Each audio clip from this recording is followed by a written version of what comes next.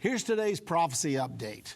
For 240 years, Americans have adamantly resisted the establishment of a national ID, which would enable the U.S. government to track and consequently control them.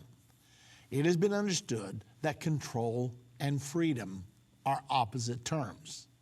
However, on May the 11th of 2005, President George W. Bush signed the Real ID Act, which politicians had attached to the back of a 1,000-page must-pass military appropriations bill.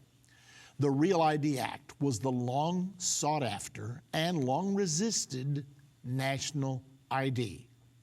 When the American people realized what the politicians had secretly done, opposition to implementing the Real ID Act escalated. 25 of the 50 states passed laws or resolutions against implementing the new national ID. However, the power-hungry government was not going to be denied. Little by little, states have been strong-armed into adopting the driver's licenses standards demanded by the federal government.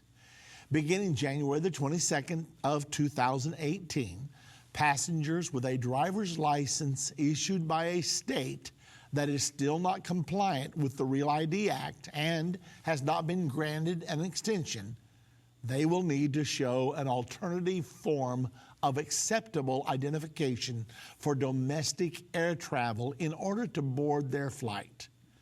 Passengers with driver's licenses issued by a state that is compliant with Real ID or a state that has been issued an extension will be able to use their driver's licenses for identification cards.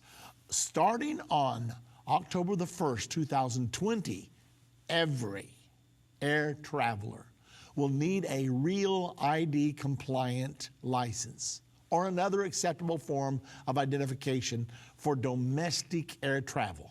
This virtually assures that every American will be forced into obtaining the new national ID.